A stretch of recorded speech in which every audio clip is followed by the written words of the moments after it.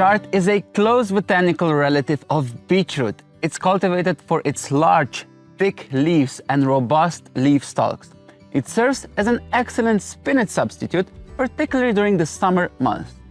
Chard varieties, much like beets, are distinguished by the color of their stems rather than the thickened roots, with classic chard showcasing white, yellow, or red, and varying leaf thicknesses. Chard can either be sown directly on the garden bed or cultivated from seedlings. However, given the benefits such as an early yield and more efficient use of garden space, growing from seedlings is more convenient. Chard can be sown and grown in almost any season, but typically 1 or 2 sowings are enough. In recent years at Becoming Gardener, a single sowing of chard is grown from seedlings due to the consistent crop it provides from one sowing all the way until winter. An additional sowing is often used for transplanting seedlings in August or September into a greenhouse, as during summer, the space is generally occupied by fruiting tomatoes.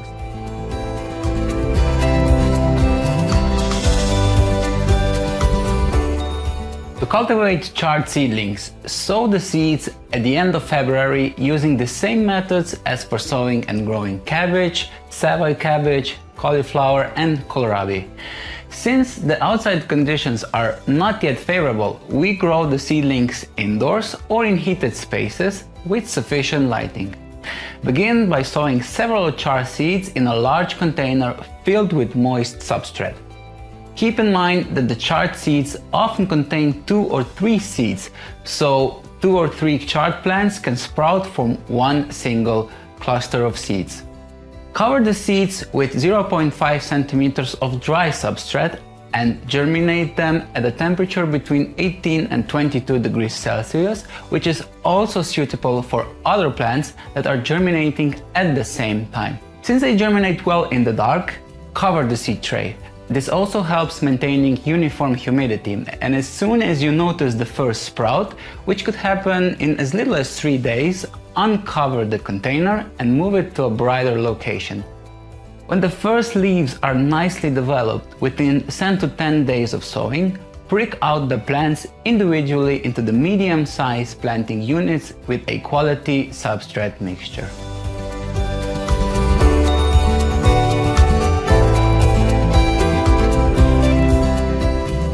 Waiting for true chard leaves to develop is not necessary because the roots also develop during this time, and pricking out the seedlings later could damage them. During this procedure, we also carry out a process of natural selection as we select well-developed plants. If our plants have already grown too tall, we can plant them deeper, all the way down to the first leaves. We use a wooden or a plastic stick to help to remove the plants and being careful not to touch the roots. Place the chard plants in a location with sufficient light and a temperature between 18 and 22 degrees Celsius. This is suitable for most plants that are grown from seedlings, and night temperatures can drop as low as 4 degrees Celsius.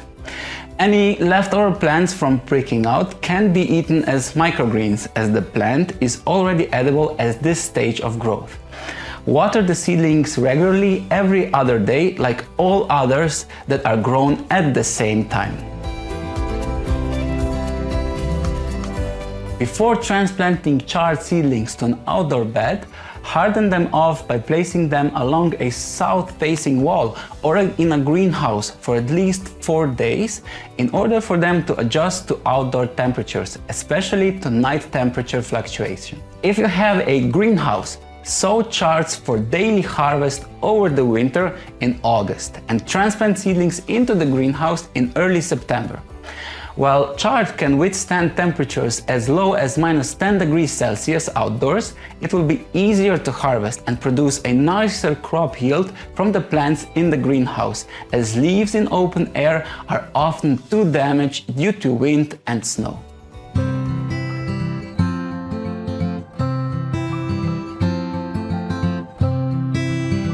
When chard seedlings have developed 4 true leaves, it's time for them to transplant them outdoors. It's about 45 days after sowing for the cultivation of early seedlings and within 30 days for possible subsequent cultivation of seedlings outdoors. Transplantation of seedling takes place from late March to mid-April.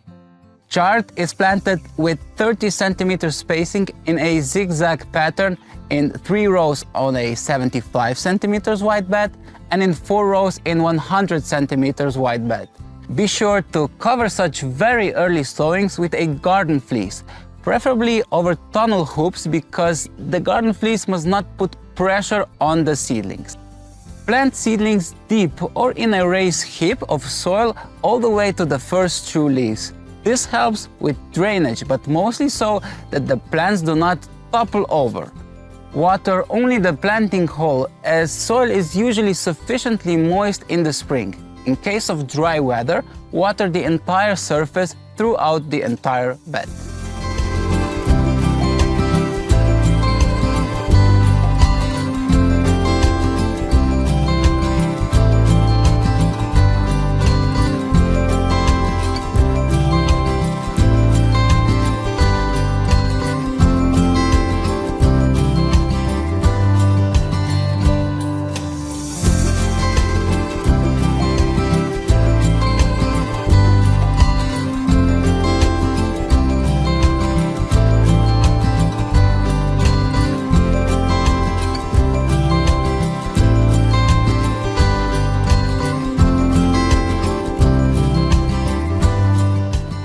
During the first week after transplanting, water the seedlings daily, especially in dry and sunny weather. Afterwards, it's generally sufficient to water the bed deeply once a week unless there is adequate rainfall. Until mid-May, protect the plants from cold winds and chilly nights by covering them with a garden fleece. Remove the fleece and tunnel hoops when the weather becomes warmer. Use garden tools to remove weeds growing between the plants and manually pluck out any individual weeds growing near the plants. Growing from seedlings offers a clear advantage by allowing for the complete and efficient weeding of an empty bed before transplanting, leading to decreased weeding requirements in the future. Maintaining proper spacing when transplanting to ensure that the plant's leaves shade the soil, reducing the need for watering and suppressing weed growth. In mid-May, consider mulching the weeded surface with fresh grass clippings, leaves or straw to help to retain the moisture. Early transplanted plants develop deep roots by summer, reducing the need for watering during the hot months. With regular harvesting, the ratio of roots to leaf mass favors the roots that can supply sufficient water to the leaves.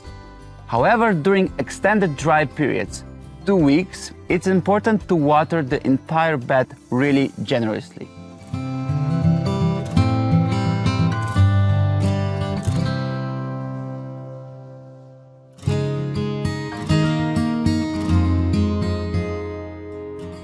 Since chard occupies a single bed for the entire growing season, there is no need for crop rotation when sowing chards. To optimize plant care and minimize work, we suggest planting with other vegetables with a similar growing period on the same garden bed. This way, chard can easily share the garden bed with parsnips, parsley, celeriac, and celery.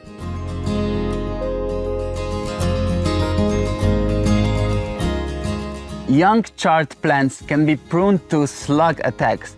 To prevent this, ensure that, especially until mid-May, there is no unprocessed organic material on the bed, as this tends to attract slugs. Once the plant is well established, such issues are minimized. Later in the season, leaf spotting may occur on older leaves, recognizable by small black circles. However, this is typically a minor problem with no cause for concern since the leaves remain edible.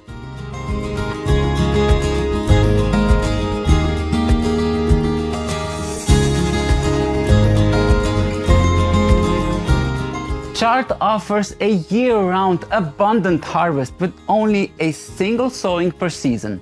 This is achieved by manually harvesting the oldest, lower leaves, which also helps keep the chard stalk clean by preventing the leaves from falling on the ground and decaying. The heart of the plant remains intact, allowing new leaves to continually grow. This harvesting method prolongs the yield period even with a small number of plants. Start the first harvest at the end of April. The more regularly you harvest, the younger and sweeter the leaves you'll have for use. By the end of the season, with regular harvesting, the stalk is significantly elongated, often reaching heights of 20 centimeters or more.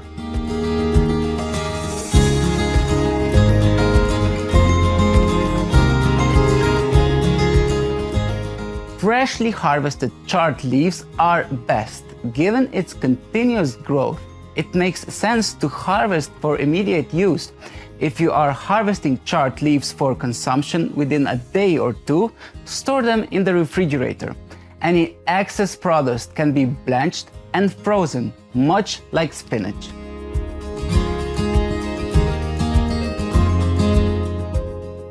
You've completed the chard growing journey, and I'm confident your garden will be graced with this colorful, nutritious, leafy green very soon. As we discover new plants in each course, our bond with nature strengthens. And like this, let's keep becoming gardeners together.